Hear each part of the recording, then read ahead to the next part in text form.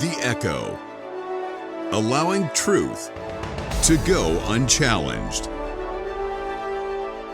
Welcome to this week's episode with Pastor Bill Reeves.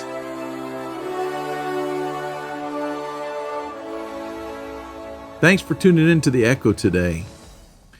Today I want to talk to you about, I was reading through Ecclesiastes in chapter number 12, and God's often used Ecclesiastes to really challenge me in some areas as a pastor of what's important, what isn't important. The preacher said, vanity of vanities, all is vanity. But I was reading through chapter 12, and I got to verse 10 through 12, and some thoughts popped into my head. The Bible says in verse 10, the preacher sought to find out acceptable words, and that which was written was upright, even words of truth. The words of the wise are as goads and as nails fastened by the masters of assemblies, which are given from one shepherd. And further, by these, my son, be admonished. Of making many books there is no end.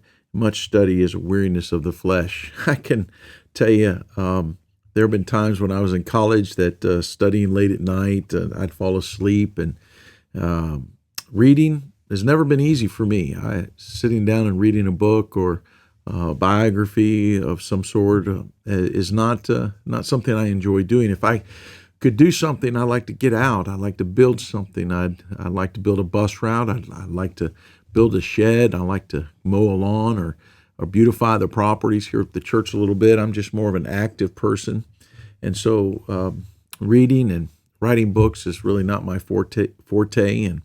But I have seen something in the ministry in the last 25 years. There has been more and more people that have gotten in the ministry and put more value in the area of being in their offices and studying. And really, when you go to their church, you don't see a lot physically done. The buildings are falling apart and are bad repair. And generally, when you see that in buildings, you know that's also true in the lives of the people. And so, not sure the importance of having all this knowledge if we're not actually using it. So let me encourage you today to get out of your office.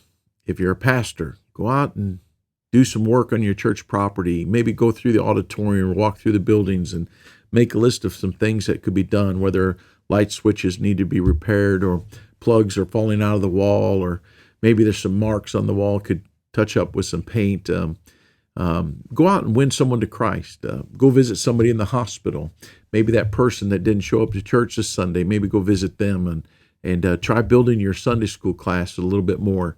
And I'm not criticizing those that read or write books, but let's not hide in our offices from the responsibilities of the other parts of our ministry because we enjoy the reading and the writing of books. So that's just what I wanted to encourage you about today, and hopefully it'll be a blessing to you. Thanks for tuning in to The Echo. The Echo, where truth remains unchallenged.